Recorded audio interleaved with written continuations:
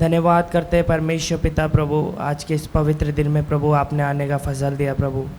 आपका अनुग्रह, आपकी दया हमारे जीवनों में बनी रही परमेश्वर, उसके लिए हम धन्यवाद करते हैं प्रभु।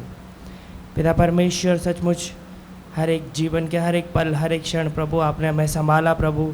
आपके अनुग्रह के लिए, आपकी दया के लिए प्रभु, आपके हर एक उपकारों के लिए हम धन्यवाद करते हैं प्रभु। जितना धन्यवाद करें प्रभु उतना कम है खुदावन परमेश्वर।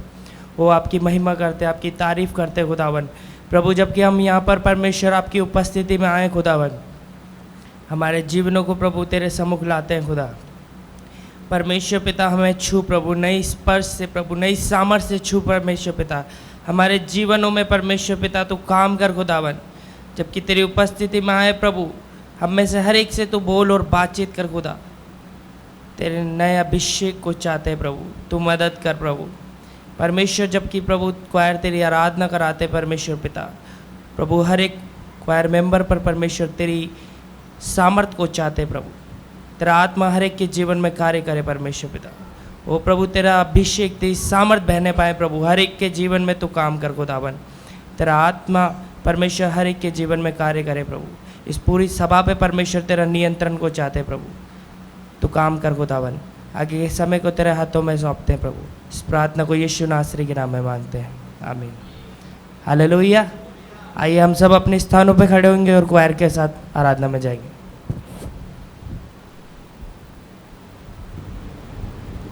Hallelujah, praise the Lord. हाथों को उठाकर क्या आप आनंदित और मगन हैं? परमेश्वर का वचन कहता है फिलिपियों 4:4 में, प्रभु में सदा आनंदित रहो। मैं फिर से कहता हूँ, आनंदित रहो। Philippians 4:4 says like this, rejoice in the Lord, and again I say rejoice. So people of God, परमेश्वर के लोगों, प्रभु में हमें सदा आनंदित रहना है। और जबकि हम परमेश्वर के भवन में हैं तो आइए मिलकर आनंदित और मगन होते हुए परमेश्वर की स्तुति और आराधना को करेंगे। क्या आप तैयार हैं? Hallelujah, praise the Lord. Come on, एक साथ ताली बजाते हुए।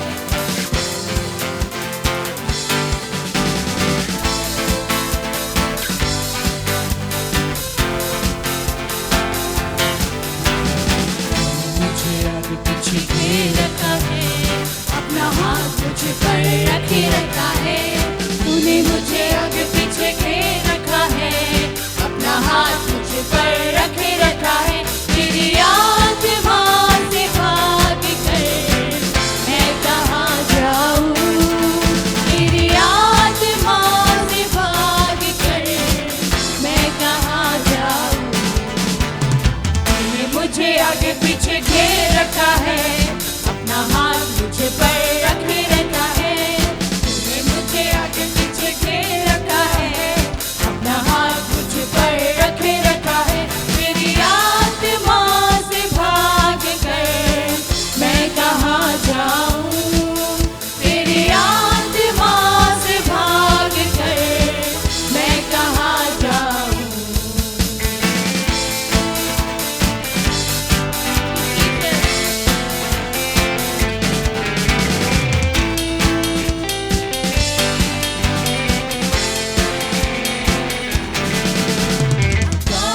चढ़ूं तो तू वहाँ है, आलोक में जाऊं तो तू वहाँ है।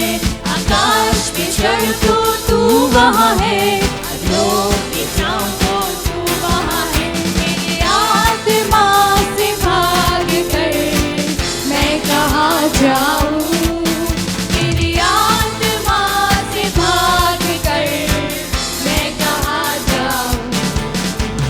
तूने मुझे आगे पीछे घेर रखा है, अपना हाथ मुझे पर रखे रखा है। तूने मुझे आगे पीछे घेर रखा है, अपना हाथ मुझे पर रखे रखा है। तेरी आत्मा से भाग कर मैं कहाँ जाऊँ, तेरी आत्मा से भाग कर मैं कहाँ जाऊँ।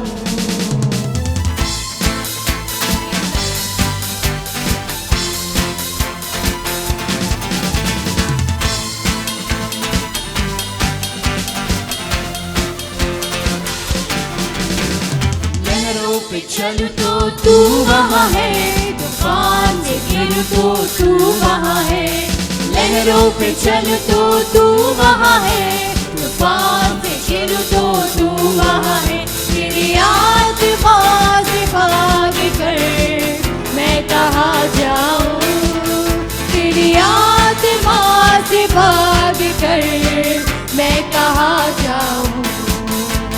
तूने मुझे आगे पीछे घेर रखा है, अपना हाथ मुझ पर रखे रखा है।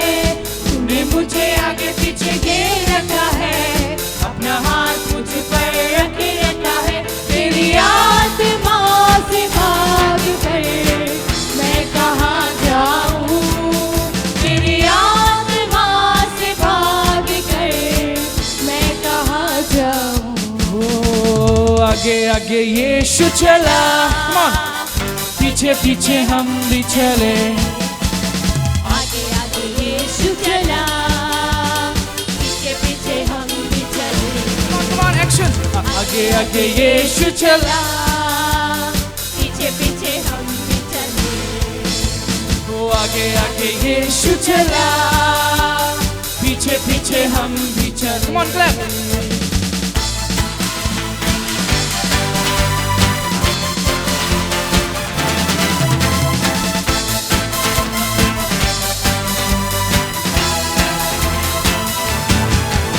ओ यीशु मसीहा ने दिखाया संग्राम, यीशु मसीहा ने दिखाया संग्राम। आनंद से धीरज से सबको बचाना है, आनंद से धीरज से हम सबको बनाना है। आगे आगे यीशु चला, पीछे पीछे हम भी चले। ओ आगे आगे यीशु चला, पीछे पीछे हम भी चले। याद करो जिसने हम सबको बचाया है, याद करो जिसने हम सबको बचाया है। आगे आगे यीशु चला, पीछे पीछे हम भी चले। आगे आगे यीशु चला, पीछे पीछे हम भी चले। Come on, clap!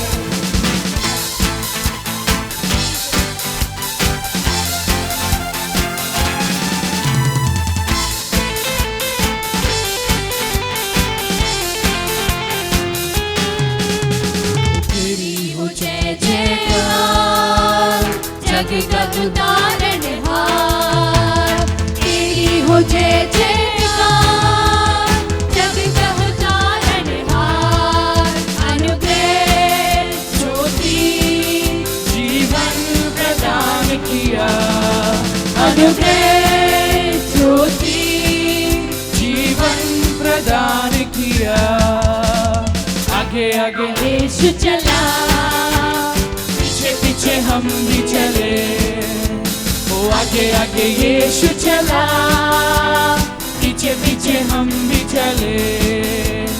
याद करो जिसने हम सबको बचाया है, याद करो जिसने हम सबको बचाया है।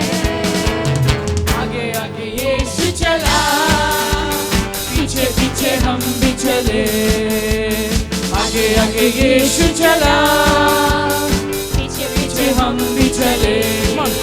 हो आगे आगे यीशु चला, पीछे पीछे हम भी चले। आगे आगे यीशु चला, पीछे पीछे हम भी चले।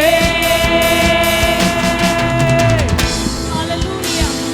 प्रभु तेरा धन्यवाद हो। We give you praises, Lord Jesus. Hallelujah.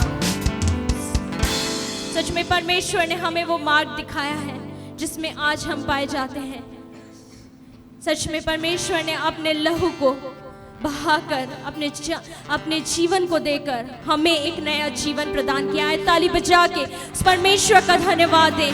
सारी महिमा और आदर प्रभु हम तुझे देते हैं। तू हमारा भरोसा है, तू हमारा जीवन है पिता। हम तेरे नाम को ऊंचा करते हैं। आइए अपने स्थानों पर बैठकर घुटनों पे आकर हाथ उठाते हुए परमेश्वर की महिमा करें। जीसस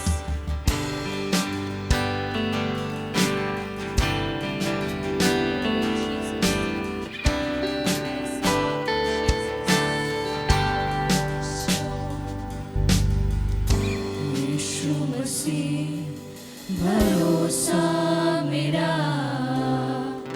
तू ही सहारा है मेरा। मुश्किल समय में तू ही दिलासा, साथ रहेगा तू सदा। यीशु मसीह भरोसा मेरा, तू ही सहारा है मेरा। मुश्किल समय में तू ही दिलासा, साथ रहेगा तू सदा। करुणा भलाई तेरी सदा रहेगी मुझ पर,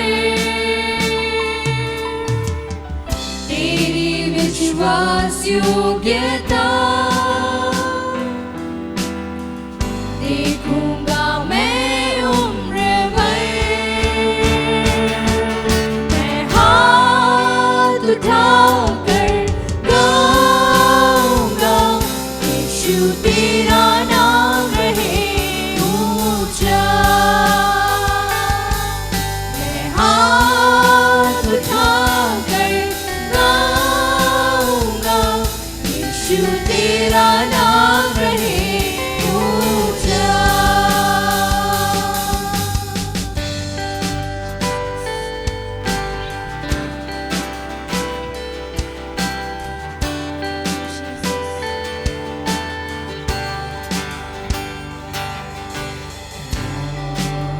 से है बचाया तूने,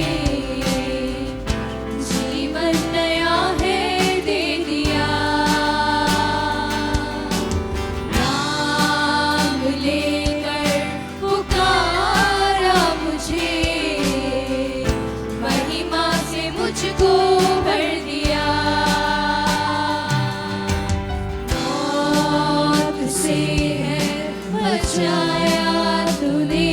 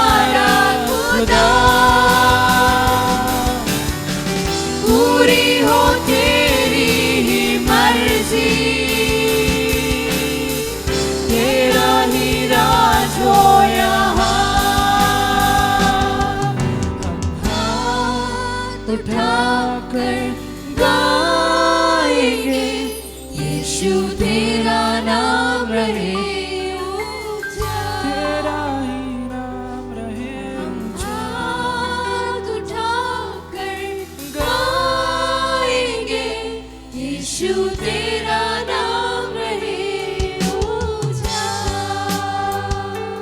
यीशु तेरा नाम रहे ऊंचा।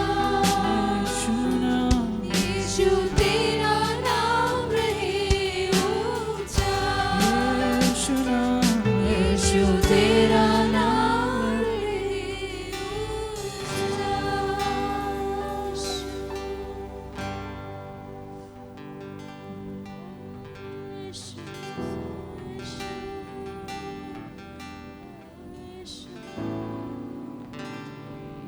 तेरी इच्छा पूरी हो जाए, हाथों में तेरे जीवन है ये। मैं बेटी हूँ, तू है कुमार, मुझको उठा, मुझको बना। मैं बेटी हूँ, तू है कुम्हार, मुझको उठा, मुझको बना। अपनी मर्जी में चलता रहा, तुझको कभी भी अपना कहा, लेकिन प्रभु आज से मैं तेरे क्रूस को ले लेता हूँ। लेकिन प्रभु आज से मैं तेरे क्रूस को ले लेता हूँ।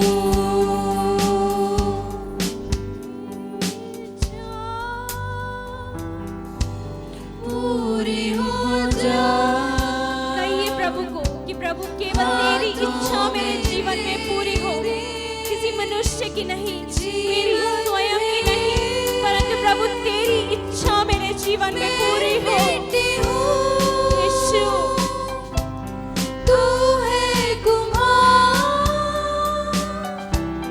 मुझको उठा, मुझको बना। मैं बेटी हूँ,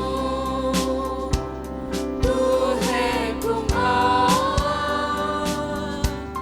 मुझको उठा, मुझको बना। अपनी मर्जी में चलता रहा, तुझको कभी भी अपना ना कहा, लेकिन प्रभु आज से मैं तेरे क्रूस को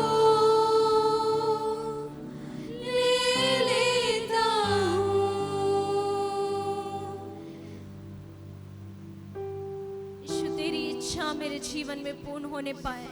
अपनी दिल की गहराई से क्या आप इस बात को कहते हैं कि प्रभु तेरी इच्छा मेरे जीवन में पूर्ण हो पिता, जैसा तू चाहता है प्रभु वैसा मैं बनने पाऊं प्रभु। और ये हम अपने बल, अपनी शक्ति, अपनी सामर्थ्य से नहीं कर सकते हैं। ये केवल और केवल प्रभु की सामर्थ्य से ऐसा हो सकता है कि हम परमेश्वर के मार्गों पे चलने पाए। तो बोलिए प्रभु को कि प्रभु मुझे तेरी जरूरत है। Lord I need you. हर घंटे में, हर क्षण में, हर पल में, फ्रैक्शंस ऑफ सेकंड्स में मुझे प्रभु तेरी जरूरत है और केवल तेरी जरूरत है। कहिए ना दिल से। Lord, I need you. Oh, I need you. Every hour I need you. My one defense, my righteousness. Oh God, how I need you. Lord, I need you. Oh, I need you. Every hour I need you. My one defense, my righteousness. Oh God, how I need you. Sin runs deep, your grace is more. Where grace is found is where you are. Where you are, Lord, I am free. Holiness is Christ in me.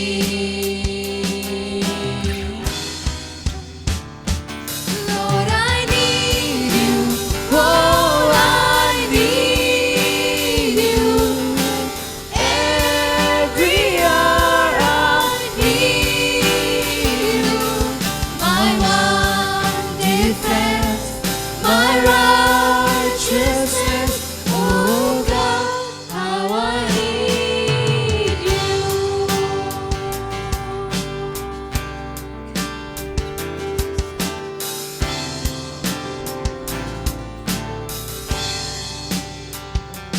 Lord, I come, I confess, bowing here, I find my rest.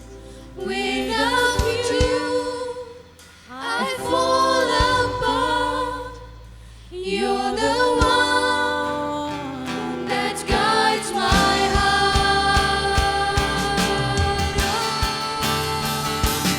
Lord, I need you. Oh, I need you. Every hour I need you.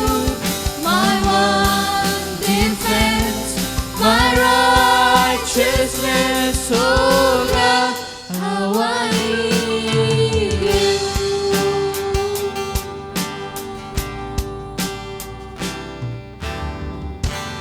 Lord, I need you. All I need you. Every hour I need you. My one defense, my righteousness. Oh God, how I need you. Oh Lord, I need you. Praise the Lord. हम लोग पिछले कई महीनों से लगातार हम लोग कोलोसियों की पत्री को देख रहे हैं। लास्ट संडे भी हम लोगों ने कोलोसियंस चैप्टर 2 से हम लोगों ने देखा था। कोलोसियंस चैप्टर 2, कोलोसियों की पत्री उसका दूसरा अध्याय, उसका 16 से लेकर के 23 पद तक हम लोग पढ़ेंगे। कोलोसियों उसका दूसरा अध्याय, उसका 16 पद से लेकर के 23 पद तक।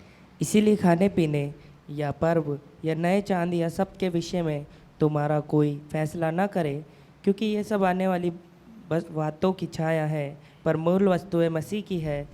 कोई मनुष्य आत्महीनता और स्वर्गदूतों की पूजा करा के तुम्हें दौड़ के प्रतिफल से वंचित न करे।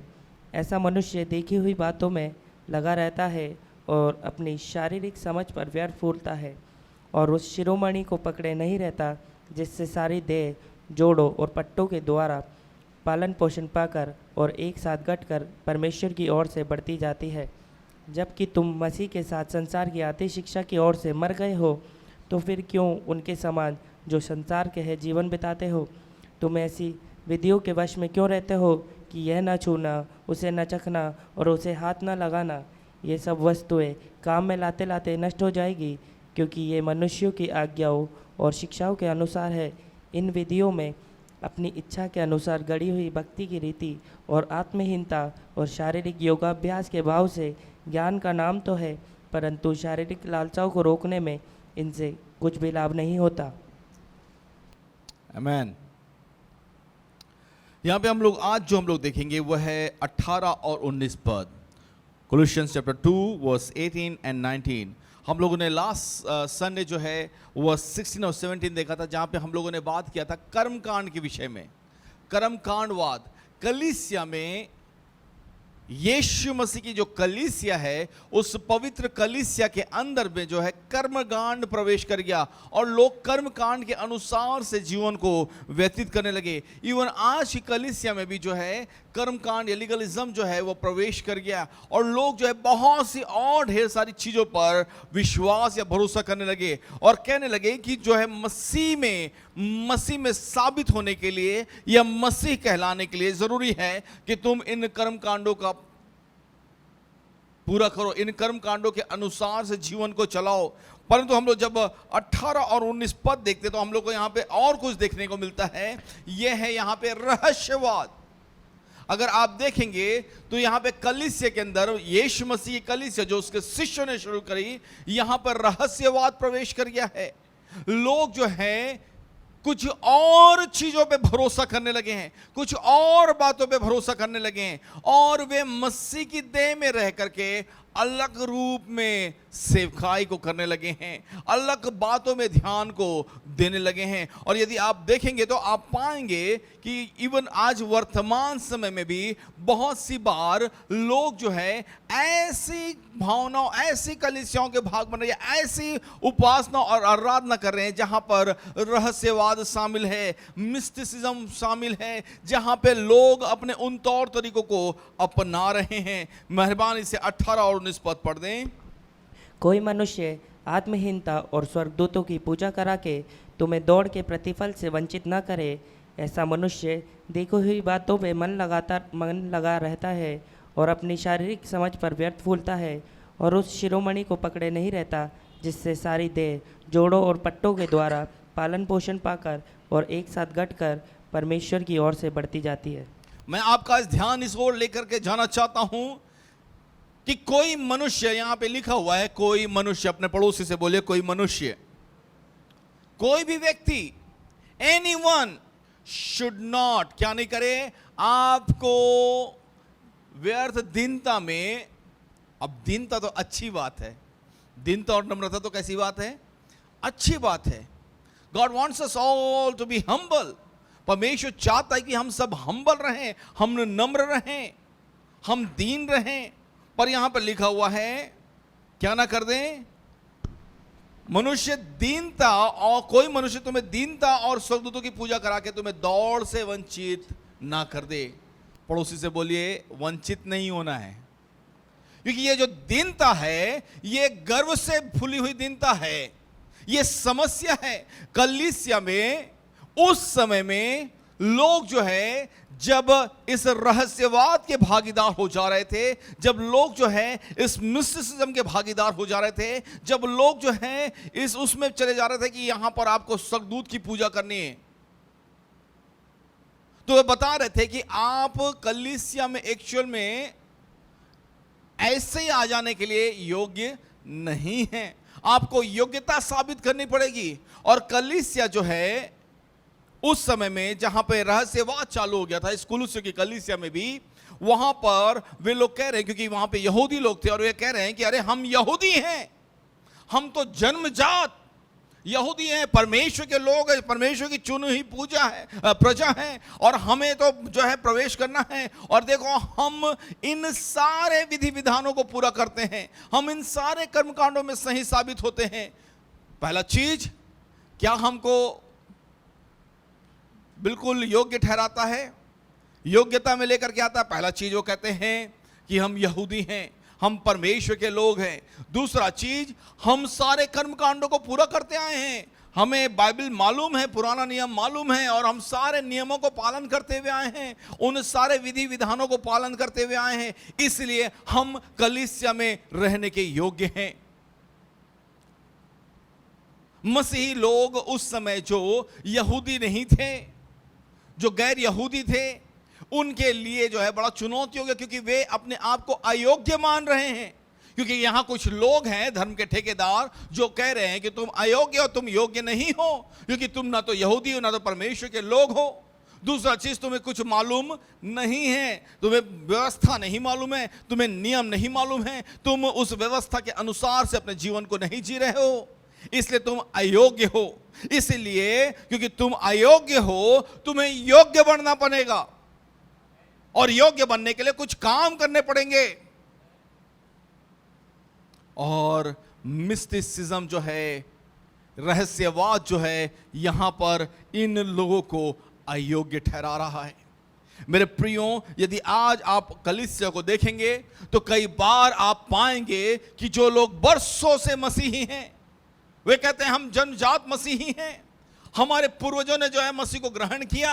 अब देखो, हम जो है, बाइबल हमारे पास में तो हमारे पूर्वजों से, कई पीढ़ियों से है, और हम जो हैं योग्य हैं कि हम मसीह कहलाएं, परंतु तुम योग्य नहीं हो, क्योंकि तुम तो गैर मसीह से मसीह बने हो, अभी अभी मसीह बने हो, तुम्हें तो कुछ पता ही नहीं है, तुम्हें तो कुछ आता ही नहीं है, तो तुम्हें योग्य बनना पड़ेगा।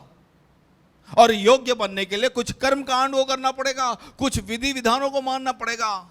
और रहस्यवाद धीरे धीरे मसीह की देह से लोगों को जो है उस अखंडता, उस एकता से लोगों को तोड़ने लगी। मेरे प्रियो, आज भी यदि आप देखेंगे तो कई एक लोग हैं जो मसीह की कलीसिया को ऐसी ऐसी बातें बता करके तोड़ने में लगे हुए हैं। क्रिश्चियनिटी, मसीहत धर्म नहीं है, मसीहत जो है जीवन शैली है।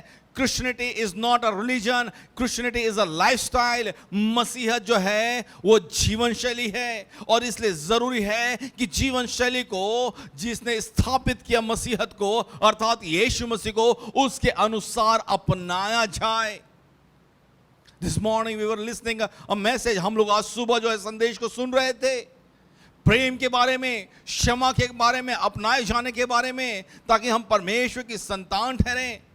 तो ये धर्म नहीं है जो हमें योग्य और अयोग्य ठहराता है, but it is Christ. If we are not living a Christ centred life, then we are not proven to be called Christian. यदि हम मसीह केंद्रित जीवन को नहीं जी रहे हैं, मसीह ने जैसा सिखाया है वैसे जीवन को नहीं जी रहे हैं, तो हम मसीह कहलाने के योग्य नहीं हैं।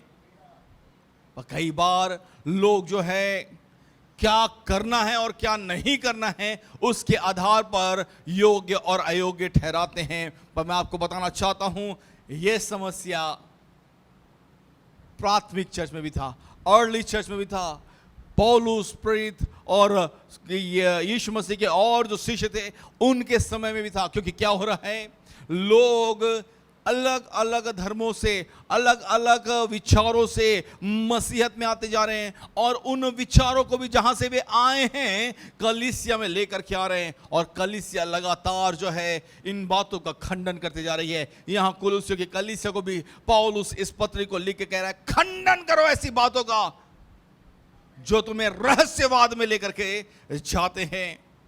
ये क्या है, क्या लिखा है वहां पर लिखा हुआ है कि कोई मनुष्य दीनता और स्वर्गदूतों की पूजा करके तुम्हें दौड़ से वंचित न कर, हाँ, प्रतिफल से, दौड़ में प्रतिफल से वंचित ना कर दे। Christian life is a race. मसीही जीवन वह दौड़ है जहां पे हम अपने विश्वास की रखवाली करते हुए लगातार दौड़ रहे हैं। पर यदि हम चूके तो हम जो है उस विश्वास की रखवाली नहीं कर पाएंगे और हम उस दौड़ के प्रतिफल से वंचित हो जाएंगे। कई बार मुझे बड़ा दुख होता है कि बहुत से मसीही लोग यीशु मसीह को ग्रहण करने के बरसों बाद, 10 साल, 15 साल, 20 साल बाद जो है उस रेस से, उस विश्वास की रक्षा ना कर पाने की वजह से विश्वास से हट जाते हैं। वे गलत शिक्षाओं पर, गलत विचारों पर विश्वास करने लग जाते हैं। पर मेरे प्रियो, मसीह केंद्रित जीवन के लिए जो हमारा विषय है, हमारा सीरीज का विषय है, उसके लिए जरूरी है कि हम लगातार अपने उस विश्वास की रक्षा करते चले जाएं। और वो उस विश्वास की रक्षा बहुत ज्यादा ज्ञान से नहीं आएगा, बहुत ज्यादा शिक्षा से नहीं आएगा, परंतु परमेश्वर के इस वचन से आएगा। यदि हमारे जीवन का आधार, हमारे विश्वास का आधार परमेश्वर के यह वचन है तो हम मजबूती से खड़े रहेंगे। हालेलुया। क्योंकि कई बार रहस्यवाद जो है अलग अलग चीजों को, अलग अलग बातों को इस रूप में प्रस्तुत करता है कि हम इन बातों पे विश्वास करें या उन बातों पे विश्वास करें। वे बातें जो वे बताते हैं, जो ऐसे लोग इन चीजों को, रहस्यवाद को लेकर के आते हैं, वे बातें बड़ी आसान सी लगती हैं, उन पर विचार करना बड़ा आसान सा लगता है, उनके अनुसार जीवन जीना बड़ा आसान से लगता है।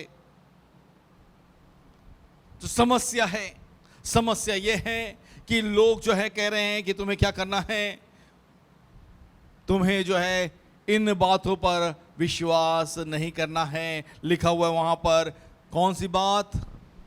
पहला है हमें उस क्या करने वाले, नम्र बनाने वाले, है ना। लिखा हुआ है वहां पे तीसरे उसमें ऐसे मनुष्य हाँ देखी हुई बातों में मन लगा रहता है हाँ और अपनी शारीरिक समझ पर व्यर्थ फूलता है। इंग्लिश में, हिंदी में लिखा हुआ है, कोई मनुष्य आत्महीनता और स्वर्गदूतों की पूजा करा के हमें दौड़ से अलग ना कर दे। क्योंकि क्या है, ऐसा मनुष्य देखी हुई बातों पर मन लगाता है। ज्यादातर लोग जो देख रहे हैं, जो हो रहा है, उस पर ज्यादा विश्वास करते हैं, परंतु मसीही जो है वह अनदेखी बातों पर विश्वास करते हैं। हालेलुया। मेरे प्रियो, हम विश्वास करते हैं कि यीशु मसीह है, यीशु मसीह है। और पुरानी कलीसिया में, प्राथमिक कलीसिया में यह समस्या हो गई थी कि लोग कहने लगे कि तुम भाई इतने अपवित्र हो कि तुम महापवित्र परमेश्वर तक नहीं पहुंच सकते, और इसलिए तुम्हें एक बिछुआई की जरूरत है, एक ऐसे की जरूरत है जो तुम्हें मसीह तक लेकर के जा सके, परमेश्वर तक पहुंचा सके, परमेश्वर के सिंहासन तक पहुंचा सके, क्योंकि परमेश्वर महापवित्र है। अब हम जो है, जो लोग हम सुख दुख भोगी मनुष्य हैं, इस शारीरिक दशा में रह करके उस तक नहीं पहुंच सकते। तो इसलिए क्या करें? कुछ स्वर्गदूत हैं, कुछ क्या हैं? स्वर्गदूत हैं, उनकी पूजा और उपासना करना शुरू कर दें। क्योंकि ये स्वर्गदूत हैं जो संदेश, हमारी विनती और प्रार्थनाओं को परमेश्वर तक लेकर के जाएंगे। ये स्वर्गदूत हैं जो हमारी सहायता करेंगे कि हम पवित्र हो जाएं। समझ रहे हैं आप लोग? कहीं ना कहीं आज कलीसिया में उन स्वर्गदूतों का स्थान जो है प्रचारकों और पास्टरों ने ले लिया है। और लोग कई बार सोचने लगते हैं कि यदि मैं इस व्यक्ति से प्रार्थना करा लूं, यदि मैं इस व्यक्ति से हाथ रखवा लूं, तो शायद परमेश्वर से कनेक्शन बन जाएगा। नहीं मेरे प्रियो, हमारा देश जो है वो गुरुवाद से भरा हुआ है। यहां पे गुरु पूजा बहुत ज्यादा बढ़ चढ़ करके की जाती है, परंतु हमारे गुरु परमेश्वर का स्थान नहीं ले सकते। आप अपने धार्मिक अनुभव के अनुसार से परमेश्वर की उपासना नहीं कर सकते। आप ये सोचें कि लोग, मैं इसलिए योग्य बन जाऊंगा क्योंकि मैं जो है धार्मिक अनुष्ठानों को करता हूं, मैं जो है स्वर्गदूतों की पूजा करता हूं, मैं जानता हूं स्वर्गदूतों के बारे में। अभी बहुत ज्यादा पेंटिकॉस्टलिज्म में बहुत ज़्यादा इस बारे में विचार और विमर्श चल रहा है। बहुत से लोग जो है बात कर रहे हैं मिनिस्ट्री ऑफ एंजल्स, स्वर्गदूत की सेवकाई, स्वर्गदूत रक्षा करने वाले, और लोग जो है कहीं ना कहीं जीते सच्चे महान परमेश्वर को छोड़ करके, उसकी उपासना को छोड़ करके अब स्वर्गदूतों के बारे में ज्यादा सोचने लगे हैं। क्योंकि स्वर्गदूत दे रहा है, स्वर्गदूत प्रोटेक्ट कर रहा है, तो लोगों को लग रहा है स्वर्गदूत को ही बुलाओ, स्वर्गदूत को ही आह्वान करो। स्वर्गदूत वही करता है जो परमेश्वर से करने के लिए कहता है। हम किस्से कहानी पर, परिवाद पर, है ना, जानते ना, वो टीवी में देखते हैं एक स्टार लेकर के पंख लगे हुए, उन पे हम लोग विश्वास भरोसा ना करें। वो टीवी तक ठीक है ना, और दांत टूट गया तकिए के नीचे रख दो, परी रात में आके उठा के ले जाएगी, कुछ गिफ्ट रख के जाएगी वहाँ पर, क्योंकि परी आपका दांत ले जाएगी, फिर आपके दांत अच्छे उगेंगे। ये कहाँ तक ठीक है? किस्से कहानी और टीवी तक ठीक है, कार्यक्रमों तक ठीक है, परंतु असली जीवन में स्वर्गदूत वही करेंगे जो उनसे करने के लिए परमेश्वर कहेगा। आपकी और मेरी पूजा से, अगर आप और मैं जो है स्वर्गदूत की पूजा करते, उससे कोई लाभ नहीं है। और फिर से हम जो है सच्चे जीवते मसीह को भूल करके, उसे छोड़ करके हम जो है रहस्यवाद में शामिल हो रहे हैं और धार्मिक अनुष्ठानों, धार्मिक क्रियाकलापों में हम लोग भाग ले रहे हैं। हम सोच रहे हैं कि हमारे धार्मिक अनुष्ठान, धार्मिक क्रियाकलाप जो है परमेश्वर को प्रसन्न करेंगे, परंतु मैं बार बार कहता हूं, हमारे धर्म के काम परमेश्वर की आंखों में, परमेश्वर की दृष्टि में मैले चिथड़ों के समान हैं। वे अयोग्य हैं, उनका कोई लाभ नहीं है। और एक ही सैक्रिफाइस, एक ही बलिदान वो काफी है, वो मसीह यीशु ने जो क्रूस पे कर दिया है। तो आज मुझको और आपको धार्मिक अनुष्ठानों की जरूरत नहीं है। आज मुझको और आपको जो है रहस्यवाद में जुड़ने की जरूरत नहीं, जहां हम जो है वो गुप्त में वो स्वर्गदूत के बारे में सोच रहे हैं, वो गुप्त में सोच रहे हैं कि स्वर्गदूत जो है मेरी रक्षा करेगा, मेरी आवश्यकताओं को पूरा करेगा। आज हमको परमेश्वर को ये कहने की जरूरत नहीं है प्रभु स्वर्गदूत को भेज दे, क्योंकि परमेश्वर जानता है कि किसको भेजना है आपके लिए। समझ रहे हैं आप? आज आपको स्वर्गदूतों का आह्वान करने की जरूरत नहीं है। झूठे शिक्षक कई बार इन बातों पर ज्यादा आपका भरोसा दिलवाते हैं कि स्वर्गदूत कर रहे हैं। कौन कर रहे हैं?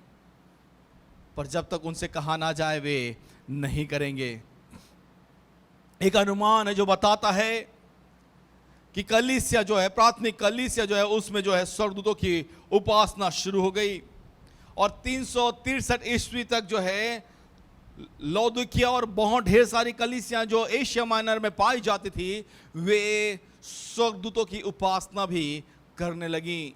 और आप पाएंगे आज भी रोमन कैथोलिक चर्चेस में आप पाएंगे कई जगहों में स्वर्गदूतों के फोटोज हैं, मूर्तियां हैं, क्योंकि वे जो है वहां से प्रेरित होकर के चले आ रहे हैं। कई बार जो है उनका महिमा मंडन करके दिखाया जा रहा है। ये सबसे बड़ा फरिश्ता है, ये सबसे बड़ा जो है स्वर्गदूत है, पर आप जानिए परमेश्वर से बड़ा कोई नहीं है। हालेलुया। और अगर आप पाएंगे, आप देखेंगे, अगर प्राथमिक कलीसिया के उस स्टेटमेंट को देखेंगे, क्रीड को देखेंगे, जहां पर प्राथमिक कलीसिया में जो है वे इस बात को करते हैं, तो वहां पे लिखा गया है कि हम स्वर्गदूत की उपासना या पूजा का खंडन करते हैं। किसका? स्वर्गदूत की उपासना या पूजा का। हम लोग देखते हैं दूसरा पहला तीमुथियुस उसका 2 उसके 5 में इस प्रकार से लिखा हुआ है। पहला तीमुथियुस, फर्स्ट तिमोथी चैप्टर 2 वर्स 5, वहां पे इस प्रकार से लिखा हुआ है, क्योंकि परमेश्वर एक ही है, परमेश्वर एक ही है, और परमेश्वर और मनुष्यों के बीच में एक ही बिचवाई है, अर्थात there is a only one mediator between God and man, and that is Jesus Christ. वहां लिखा हुआ है बिल्कुल साफ साफ तौर में कि परमेश्वर एक ही है और परमेश्वर और मनुष्य के बीच में एक ही बिचवई है, एक ही बिचवई है, अर्थात मसीह यीशु जो मनुष्य है। हालेलुया, और कोई नहीं, और कोई नहीं। मेरे प्रियो, यदि आपने किसी व्यक्ति की छवि बना रखी है, किसी स्वर्गदूत की छवि बना रखी है, किसी और को जो है उस बिचुए के रूप में देख रखा है कि ये मेरे लिए प्रार्थना करेंगे तब मेरी प्रार्थना सुनी जाएगी, ये लोग जब मेरे ऊपर हाथ रखेंगे तभी मैं चंगा होऊंगा, ये लोग विशेष लोग हैं जो मेरे को बताएंगे कि परमेश्वर क्या कह रहा है तभी परमेश्वर मुझसे बात करेगा, नहीं तो आप भ्रामकता में फैले हुए हैं, भय से भरे हुए हैं। आप जो है झूठी शिक्षा की ओर अग्रसर हैं और आप जो है एक दिन लड़खड़ा करके गिर जाएंगे। आप अस्थिर हैं और आप अपने लिए एक मूर्ति बना रहे हैं, अपने विचारों में एक मूर्ति को बना रहे हैं, क्योंकि परमेश्वर एक ही है और परमेश्वर और मनुष्य के बीच में एक बिचवई है, वह है यीशु मसीह। कभी भी ये ना सोचें कि स्वर्गदूत जो है वो मेरी सहायता करेगा। स्वर्गदूत वही करेगा जो परमेश्वर उससे करने के लिए कहेगा, और जरूरी नहीं है कि कोई छड़ी लेके पंखों से उड़ता हुआ आपके लिए आए आपकी सहायता के लिए। परमेश्वर किसी मनुष्य को भी भेज सकता है। Hallelujah, hallelujah. परमेश्वर कुछ परिस्थिति को भी बदल सकता है, तो इस बात का आप लोग जरूर ध्यान रखें। झूठे शिक्षक और झूठी शिक्षाएं इस बात की ओर प्रेरित कर रही है कि ठीक है, आप स्वर्गदूतों की पूजा उपासना कर सकते हैं। मैं एक टीवी में कार्यक्रम देख रहा था और उसमें जो प्रचारक जो है प्रचार करते हुए कह रहे थे, देखिए अभी स्वर्गदूत को मैं आज्ञा दूंगा और वो आएंगे यहाँ पर और आपके हाथों को स्पर्श करेंगे, और जैसे ही हाथों को स्पर्श करेंगे आपके हाथों में जो है सोना और चांदी सा चमकने लगेगा, आपके हथेलियों में जो है सोना और चांदी भर जाएगा।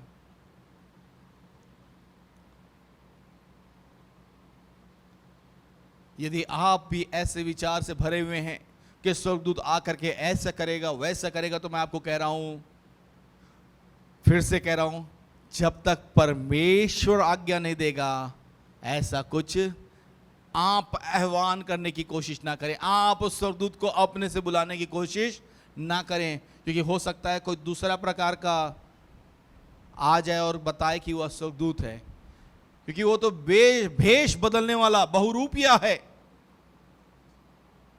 आपको लगेगा स्वर्गदूत ही है, पर वो शैतान हो सकता है, दुष्ट आत्मा हो सकती है। इसलिए इस ओर ज्यादा आगे ना बढ़ें। हम लोग देखते हैं मत्ती रचित सुसमाचार उसके 4 अध्याय उसके 10 पद में वहां इस प्रकार से लिखा हुआ है, यीशु मसीह की शैतान परीक्षा ले रहा है और परीक्षा लेकर के वह उससे कह रहा है कि तू जो है मेरे सामने दंडवत कर तो मैं संसार का सारा वैभव तुझे दे दूंगा। वहां लिखा हुआ है, तब शैतान ने उससे कहा, तब यीशु ने उससे कहा, है शैतान दूर हो जा, क्योंकि लिखा है तू प्रभु अपने परमेश्वर को प्रणाम कर और केवल उसी की उपासना कर। लिखा हुआ है, तब यीशु ने उससे कहा, हे शैतान दूर हो जाओ, क्योंकि लिखा है कि तू प्रभु अपने परमेश्वर को प्रणाम कर और केवल उसी की उपासना कर। जानिए मेरे प्रियो, यीशु मसीह के सामने जो है शैतान इस परीक्षा को लेकर के आ रहा है, यदि तू मेरे सामने झुकेगा तो मैं संसार का सारा वैभव तुझे दे दूंगा, सब कुछ, सब कुछ। और यीशु से कह रहा है, दूर भाग, चल दूर भाग, क्योंकि लिखा है कि तू प्रभु अपने परमेश्वर को ही प्रणाम कर। मेरे प्रियो, आदर करना अलग चीज है और उपासना करना अलग चीज है। जब हम जो है अपनी आदर को किसी व्यक्ति के प्रति, किसी वस्तु के प्रति या किसी चीज के प्रति आदर को उपासना में तब्दील कर देते हैं, वह मूर्ति पूजा हो जाती है। समझ रहे हैं आप लोग? जब हम अपने आदर को उपासना में तब्दील कर देते हैं, वह मूर्ति पूजा हो जाती है, चाहे वो कोई भी व्यक्ति क्यों ना हो। और इसलिए जो है एक डेंजर है, एक खतरा है, और हमें इस खतरे से सावधान रखना है।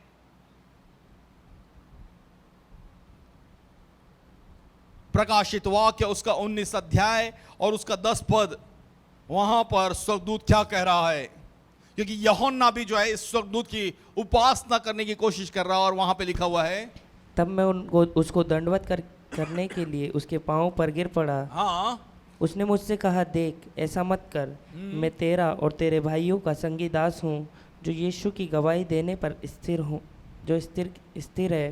परमेश्वर ही को दंडवत कर, क्योंकि यीशु की गवाही भविष्यवाणी की आत्मा है। आमीन, हालेलुया। यहाँ पे लिखा हुआ है, यूहन्ना जब स्वर्गदूत उसके पास में संदेश लेकर के आ रहा है, बातचीत कर रहा है, तो यूहन्ना उसके सामने दंडवत कर रहा है, उसके पांव में गिर गया। तब स्वर्गदूत ने मुझसे कहा, वहां पे लिखा हुआ है, देख, ऐसा मत कर, मैं तेरा और तेरे भाइयों का संगी दास हूं। स्वर्गदूत स्वयं कह रहा है, मैं क्या हूं? दास हूं। और क्या करने आया हूं? यीशु की गवाही देने पर स्थिर हूं। और कह रहा है, परमेश्वर ही को दंडवत कर। फिर से मैं आपका ध्यान लेके जा रहा हूं, वहां पे लिखा हुआ है, आप लोग देख सकते हैं, यहां पर लिखा हुआ है, और परमेश्वर ही को दंडवत कर, और परमेश्वर ही को दंडवत कर।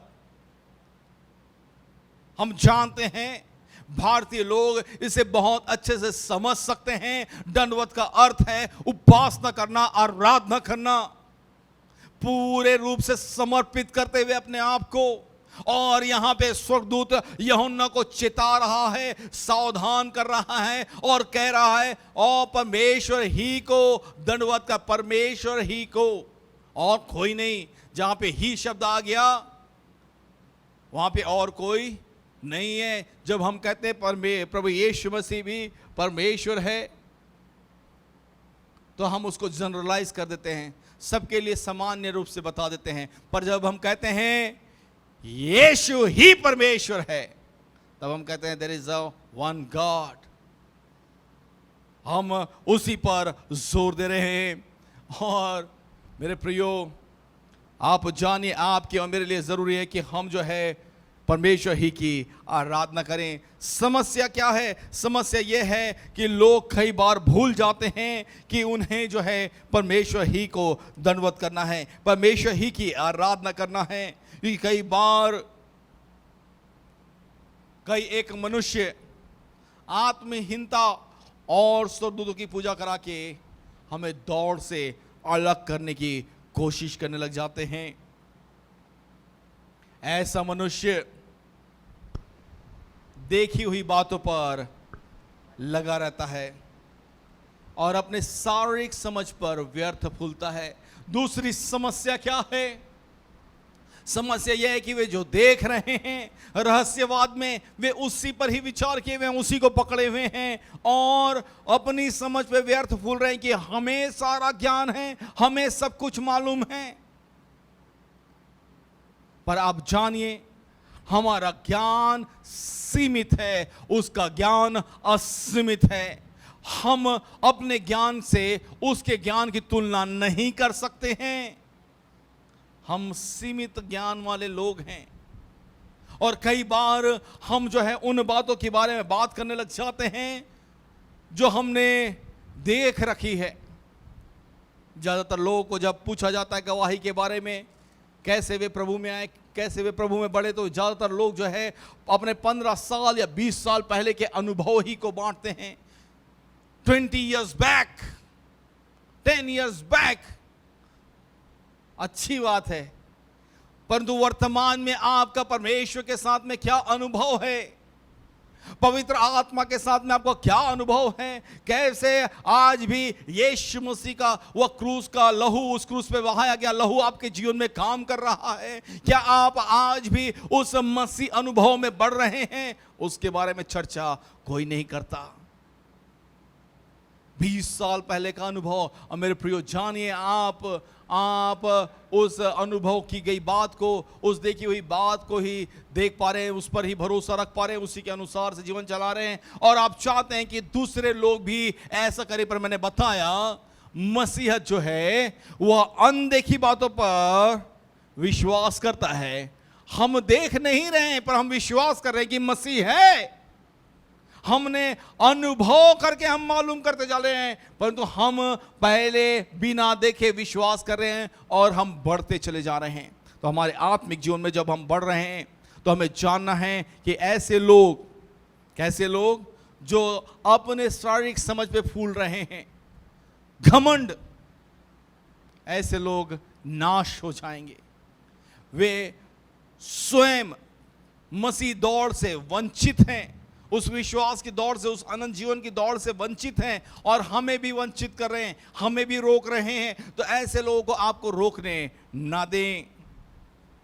दूसरा कुरिन्थियों उसका 12 अध्याय उसका 1 से 10 पद, वहां पे हम लोग देखते हैं कि वहां पे पौलुस जो है कुरिन्थियों की कलीसिया को जो है वह समझा रहा है इस फूलने के बारे में, इस घमंड के बारे में। यद्यपि घमंड करना मेरे लिए ठीक नहीं तो भी करना पड़ता है, इसीलिए मैं प्रभु के दिए हुए दर्शनों और प्रकाशनों की चर्चा करूंगा।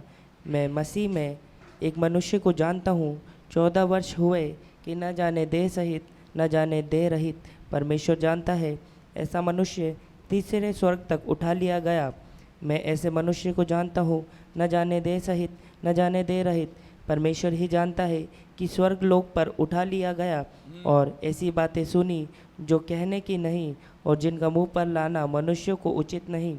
ऐसे मनुष्य पर तो मैं घमंड करूँगा, परंतु अपने पर अपनी निर्बलताओं को छोड़ अपने विषय में घमंड न करूँगा। बस बस बस, बाकी 5 पद आप घर जाके पढ़ ले। यहाँ पर मैं आपका 5वें पद में ध्यान लेके जाना चाहता हूँ। लिखा हुआ है, ऐसे मनुष्य पर तो मैं घमंड करूँगा, परंतु अपनी निर्बलताओं को छोड़ अपने विषय में घमंड ना करूँगा। मेरे प्रियो, हम कौन सी बातों पर घमंड कर रहे हैं? क्या हमारे पूर्वजों के द्वारा मसीहत को अपनाए जाने की बातों पर, या हमारे पास वचन पहले पहुंच जाने पर, या हम जो है अपने धार्मिक शक्ति पर घमंड कर रहे हैं कि हम कितना ज्यादा धार्मिक क्रियाकलापों और अनुष्ठानों को करते हैं? क्या हम इन बातों पे घमंड कर रहे हैं, या हम अपने उस घमंड को मसीह पर रखे, निर्बलताओं पे रखे हुए हैं कि मैं कुछ भी नहीं हूं, जो कुछ किया है उसने किया हुआ है? क्योंकि क्या होगा, हमारा फूलना, हमारा घमंड करना, व्यर्थ में फूल जाना हमें नाश की ओर लेकर के जाएगा। परमेश्वर घमंड से चढ़ी हुई आंखों से या घमंड से घृणा करता है। क्या करता है? घृणा करता है। और मसीह जीवन यही तो है कि हम कुछ भी नहीं हैं, परंतु जो कुछ भी किया है मसीह ने हमारे लिए किया है। वह स्वर्ग पर किया गया कार्य वह क्रूस पर किया गया कार्य बताता है कि मसीह ने हमारे लिए कितना महत्वपूर्ण काम कर दिया है। और आज आप और मैं यदि स्वीकार कर लिए गए हैं तो उसका एक कारण यही है कि उसने जो क्रूस पर किया है, ना कि हमारी योग्यताएं। क्योंकि बहुत सी बार हम सोचने लगते हैं हमारी योग्यताएं बहुत महत्वपूर्ण हैं। 19 पद वहां पर लिखा हुआ है, और उस शिरोमणि को पकड़े नहीं रहता जिससे सारी देह जोड़ों और पट्टों के द्वारा पालन पोषण पाकर और एक साथ गठकर परमेश्वर की ओर से बढ़ती जाती है। आमीन। मैं चाहता हूं आप पड़ोसी से बोले, मसीह से जुड़े रहें, मसीह से जुड़े रहें। समाधान क्या है? स्वर्गदूतों की पूजा करना, आत्महीनता की ओर बढ़ते जाना, घमंड से फूलना, देखी हुई चीजों पर भरोसा करना, उसके अनुसार जीवन जीना, समाधान वो नहीं है। समाधान है मसीह से जुड़ा रहना। किससे जुड़ा रहना? मसीह से जुड़ा रहना। यह बहुत ही महत्वपूर्ण है। जब हम मसीह से जुड़े रहेंगे तो मसीह की देह अर्थात कलीसिया अर्थात चर्च से भी हम जुड़े रहेंगे। और यदि हम मसीह से जुड़े नहीं रहेंगे तो मसीह की देह से भी जुड़े नहीं रहेंगे। जानिए, रहस्यवाद जो है एक झूठी नम्रता, झूठा अभिमान है और हमें नाश की ओर लेकर के जाता है। तो इसका समाधान केवल एक है, और वो समाधान ये है कि हम मसीह के साथ में जुड़े रहें। लिखा हुआ है यहाँ पर इफिसियों उसका 4 अध्याय उसका 16 पद पढ़ दे मेहरबानी से। ताकि आप और अच्छे से उसे समझ सकें। जिससे सारी देह हर एक जोड़ की सहायता से एक साथ मिलकर और एक साथ गठकर उस प्रभाव के अनुसार जो हर एक अंग के ठीक ठीक कार्य करने के द्वारा उसमें होता है, अपने आप को बढ़ाती है कि वह प्रेम में उन्नति करती जाए। हाँ, पौलुस यहाँ इफिसियों की कलीसिया को लेकर के उसको समझा रहा है, हर एक जोड़ का सही रूप से जुड़ा रहना जरूरी है, मजबूती से जुड़ा रहना जरूरी है, ताकि देह जो है सही रूप से उसके अंग काम कर सकें। कलीसिया में यदि झूठी शिक्षाएं प्रवेश कर जाएं तो कलीसिया सही रूप से काम नहीं कर सकती है।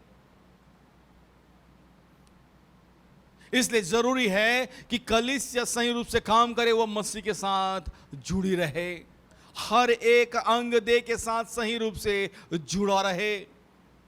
आप में से कई लोग सोच रहे हैं इसका हमसे क्या लेना देना। मैं आपको बताना चाहता हूं, शैतान बहुत चालाक है। वह जो है इस ताक में बैठा हुआ है कि कब किसको फाड़ खाए, कब किसको बहलाए और फुसलाए, कब किसे जो है मसीह की शिक्षा से, मसीह में बढ़ने से, उन्नति करने से रोक दे।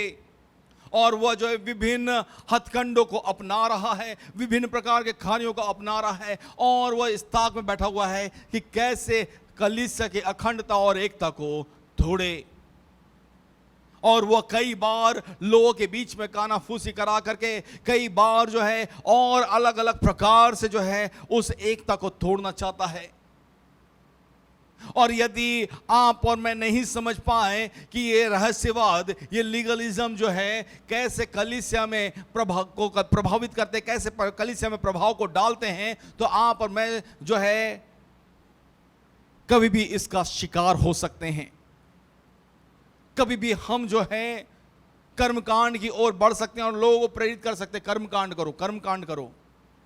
वो लोग हम कह सकते हैं नहीं नहीं नहीं, रहस्यवाद सबसे जरूरी है, योग्य बनना सबसे जरूरी है। आप जानिए हमारी अयोग्यता में वह हमें योग्य बनाता है और कुछ नहीं। उसका क्रूस पर किया गया वह कार्य हमें योग्य बनाता कि हम परमेश्वर के सामने स्वीकार किए जा सकें। स्वर्गदूतों की उपासना और विभिन्न चीजों की ओर और द्वार को खोलना कि हम जो है ऐसा करें। शायद कई बार लोग सोचते हैं शायद जब मैं घुटने टेक करके प्रार्थना करूंगा तो प्रभु मेरी प्रार्थना को सुनेगा। कई बार लोग सोचते हैं शायद जो है मैं उपवास करके प्रार्थना करूंगा तो प्रभु ज्यादा अच्छे से मेरी प्रार्थना को सुनेगा। कई बार लोग सोचते हैं मैं घंटों तक वचन को पढ़ता रहूंगा तो प्रभु के साथ बहुत अच्छे से संबंध में बढ़ जाऊंगा। आप समझिए इस बात को मेरे प्रियो, परमेश्वर चाहता है कि वह हमसे संबंध रखे। समझ रहे हैं आप लोग? जो हमारे साधु संत थे ना, पहले साधु लोग, वे लोग कोशिश कर रहे थे कमल कुंडल लेकर के तपस्या करने को हिमालय में चले जाएं, ताकि क्या कर सके, ईश्वर को प्रसन्न कर सके। जब तपस्या करेंगे तब ईश्वर प्रसन्न होगा। पर वे असफल रहे। क्योंकि यदि वे सफल हो जाते तो यीशु मसीह को आने की जरूरत नहीं पड़ती, पर वे असफल हो गए। और प्राचीन काल से मनुष्य जो है, जब पाप में मनुष्य गिरा, पहला मनुष्य जब पाप में गिरा, उसके बाद से ही जो है लगातार मनुष्य प्रयास करने लगा कि किसी रूप में वह परमेश्वर तक पहुंच सके। आप बाबुल का मीनार देखते हैं, लोग जो है उस तक पहुंचने की कोशिश कर रहे हैं और वह उपाय कर रहा है हम तक आने का। हम कह रहे नहीं नहीं तू वहीं रह, हम आएंगे तेरे पास।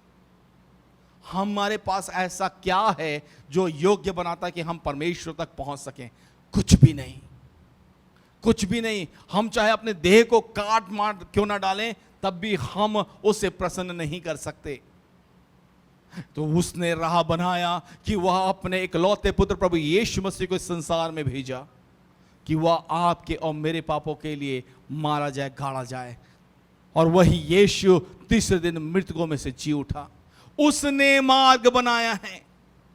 कई बार हम सोचते हैं हमारे उपवास, हमारे ये, हमारे वो और वो लंबा लंबा सब करने से हम उसे फिर व्यर्थ रूप में शारीरिक दशा में हो करके आत्मिक दशा में पहुंचने की कोशिश कर रहे हैं। ये सब हमारे लिए है। उपवास हमारे लिए, उससे हम उसे प्रसन्न नहीं कर सकते हैं। ये हमारे आत्मिकता के लिए है। हम कई बार सोचते हैं हमारे बहुत अच्छे अच्छे लच्छेदार वो बातों और प्रार्थनाओं और शब्दों के द्वारा वो प्रसन्न हो जाएगा, तो ऐसा संभव नहीं है।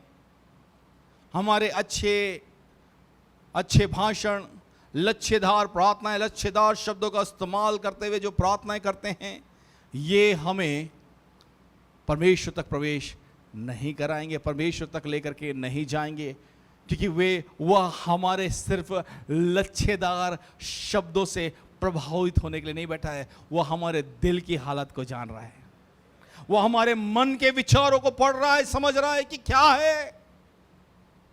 तो हमारे लच्छेदार शब्दों से, भाषणों से, प्रार्थनाओं से हम मनुष्य को प्रसन्न कर सकते हैं, मनुष्य को प्रभावित कर सकते हैं, परंतु उसे कभी भी प्रभावित नहीं कर सकते। आप जानिए, उसका हमारे जीवन में होना बहुत जरूरी है, उसके साथ हमें जुड़े रहना बहुत जरूरी है। और यूहन्ना रचित सुसमाचार उसके 15 अध्याय उसके 4 पद में इसी को बिल्कुल साफ तौर से बताया गया है। मैं दाखलता हूं, तुम डालियां हो। और आगे लिखा हुआ है,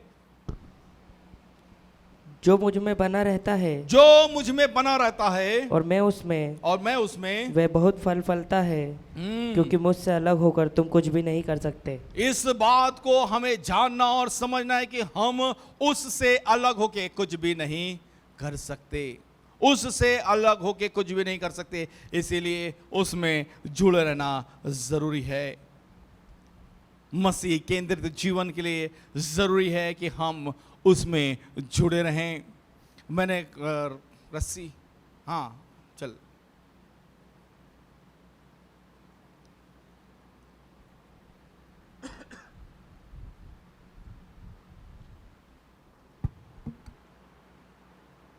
कई बार मेरी आवाज आ रही है, नहीं आ रही है?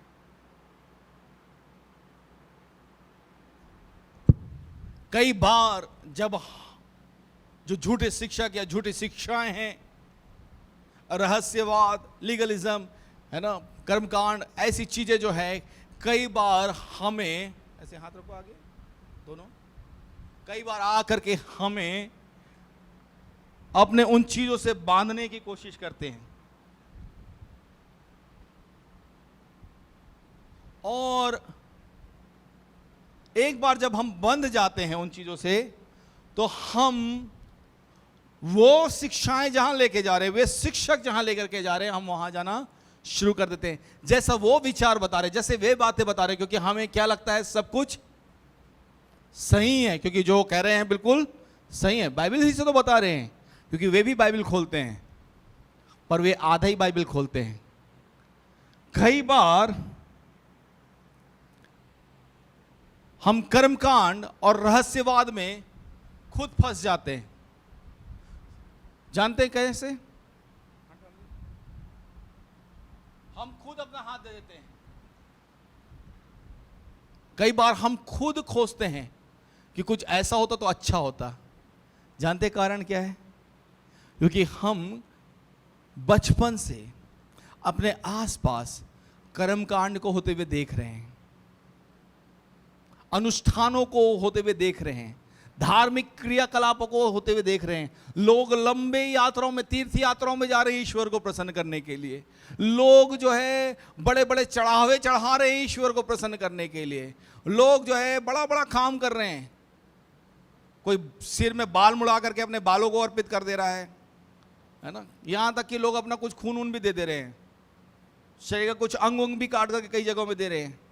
कारण क्या है? वे लोग स्वयं चाहते हैं कि ऐसा हो, और वे बचपन से ऐसे ही तो देखते हुए आए हैं। यहां कई बार बॉक्स लगा रहता है, लोग सोचते हैं इसमें बॉक्स में पैसा भर देंगे तो चंगाई मिल जाएगी। क्योंकि क्या है, उन्हें ऐसे ही समझ में आया है कर्मकांड करते रहने से, कुछ ना कुछ करेंगे तो ही ईश्वर प्रसन्न होगा। ऐसा नहीं है। तो कई बार लोग खुद आकर के फंस जाते हैं, रहस्यवाद में खुद आकर के फंस जाते हैं। बताइए, क्योंकि हम अपने जीवन काल में बचपन ही से पैदा हुए, तब से ही घंटियों की आवाज़ों को सुन रहे हैं, चीज़ों को देख रहे हैं कि लोग कुछ चीज़ बनाए हुए हैं, गुरुओं को देख रहे हैं, पंडितों को देख रहे हैं, बाबाओं को देख रहे हैं, तांत्रिकों को देख रहे हैं कि हमारे परिवार के लोग कैसे उनके पीछे पीछे चले जा रहे हैं, जो वो बोल रहे हैं वैसे वैसे वो लोग कर रहे। नहीं मेरे प्रियो, इससे बचे रहना ज़रूरी है। आप जानिए, इन बंधनों से हमें बचे रहना ज़रूरी है। ना तो किसी को आपको बांधने का अवसर दें और ना ही खुद अपने हाथ को बढ़ाएं कि मुझे बांध लें। और ये कैसे संभव होगा? ये संभव होगा जब हम इस पवित्र वचन को पढ़ेंगे, इस पे मनन करेंगे, इसके अनुसार जीवन जिएंगे। बहुत सी बार अच्छा लगता है जब पादरी साहब बोलते हैं या कोई बड़ा व्यक्ति बोलता है, नींद नहीं आता है, बाइबल पढ़ा करो। मेरे प्रियो जानिए, बाइबल इसलिए नहीं पढ़ना है क्योंकि ये नींद लाने वाला पिल्स है। नहीं नहीं नहीं, इसको पढ़ने से तो नींद उड़ जाना चाहिए। इसको पढ़ने से नींद उड़ जाना चाहिए, क्योंकि ये यीशु मसीह के बारे में है, परमेश्वर के बारे में है, उसके द्वितीय आगमन के बारे में है, स्वर्ग के बारे में है। और जब ऐसी बातें हम पढ़ते हैं तो हमारा नींद उड़ जाना चाहिए। हमारे अंदर खौफ भर जाना चाहिए कि यदि मसीह सही समय में नहीं आया, मेरा स्वर्गारोहण नहीं हुआ तो क्या होगा, मेरा परिवार नहीं बचा तो क्या होगा। इसको पढ़ने से नींद उड़ना चाहिए। कई बार अच्छा लगता है जब बड़े लोग सिखाते हैं, क्या बुरे बुरे सपने आते हैं, इसको तकिए के नीचे रख के सोया करो। अरे ये तकिए के नीचे रखने में काम नहीं करता है। मैं कई बार कहता हूं, वो फिल्मों में ठीक है, फिल्मों में ठीक है, हॉरर मूवीज में वो भूत आया बड़े बड़े दांत लेकर उसको दिखा दो, वो जल के भस्म हो जाता है, वो फिल्मों तक ठीक है। क्रॉस लेकर के ऐसे ऐसे चल रहे हैं, वो फिल्मों तक ठीक है, परंतु असल जिंदगी में ये तब काम करेगा जब ये हमारे दिलों में उतरेगा। हालेलुया। और इसलिए जरूरी है कि इस पे मनन करें, इसके अनुसार से जीवन को जीना शुरू करें। व्यर्थ की बातों पे मन ना लगाएं, रहस्यवाद, कर्मकांडवाद, इन सब में फंस करके अपने जीवन को जाया ना करें। मेरे प्रियो, वचन अनुसार से जीवन शुरू करें। परमेश्वर आत्मा है, आत्मा और सच्चाई के साथ में उसकी आराधना शुरू करें, उसकी उपासना शुरू करें। आइए अपनी आंखों को बंद करें, अपने सरों को झुकाएं, हम लोग प्रार्थना में जाएंगे। और मैं चाहूंगा एक बार फिर से पास्टर राजन डेविड से कि वे आगे आएं, प्रार्थना में मदद करें। हम लोग अपनी आंखों को बंद करें, अपने स्थान पर खड़े हो जाएं, दुआ की हालत में रहें। बहुत सुंदर तरीके से परमेश्वर के दास ने बताया, हम में से कोई भी किसी वस्तु का आराधक ना बने, किसी मनुष्य का आराधक ना बने, ना उनकी उपासना और आराधना करें। स्वर्गदूतों की उपासना आराधना भी ना करें, क्योंकि स्वर्गदूत भी हमारे सेवा टहल के लिए रखे गए हैं। हमारा औधा स्वर्गदूतों से बड़ा है। स्वर्गदूतों का निर्माण मेरी और आपकी सेवा के लिए किया गया है, हमको संदेश देने के लिए किया गया है, ना कि वो हमारी उपासना के लिए बनाए गए हैं। वो हमारी प्रार्थना को नीचे से ऊपर और प्रार्थना के उत्तर को ऊपर से नीचे लाने के लिए रखे गए हैं। समझे इस बात को। बहुत अच्छी आयत प्रकाशित वाक्य में हमको देखने को मिली। स्वर्गदूत ने कहा, परमेश्वर ही की आराधना कर, परमेश्वर ही को दंडवत कर। प्यारे परमेश्वर, तेरा धन्यवाद करते हैं इस सुंदर समय के लिए, सुंदर वचन के लिए। खुदा, कई बार हम गलत शिक्षाओं के अंदर चले जाते हैं और गलत शिक्षाएं हमें गलत रास्ते पे ले जाती हैं, पर हम तेरा धन्यवाद देते हैं कि जो वचन पढ़ते हैं और जो वचन की शिक्षा पाते हैं वो कभी बहकाए नहीं जाएंगे, वो बयार से उछाले नहीं जाएंगे। खुदा, हम तेरा धन्यवाद देते हैं सुंदर वचन के लिए, सारी उत्तम आशीषों के लिए। प्यारे खुदावन प्रभु जी, हम घटें और आप बढ़ें, यही हमारे जीवन की इच्छा अभिलाषा है। सब महिमा और आदर और गौरव तुझे देते हैं। प्रार्थना को आपके पुत्र हमारे जिंदा खुदावन प्रभु यीशु मसीह के नाम से मांगते हैं। और अब हमारे खुदावंद यीशु मसीह का फजल, खुदा बाप की मोहब्बत और पाक रूह की रिफाकत और शराकत अब से लेकर हमेशा तक हम तमाम ईमानदारों के साथ हमेशा तक होती रहे। सब बोले आमीन। Thank you and God bless you.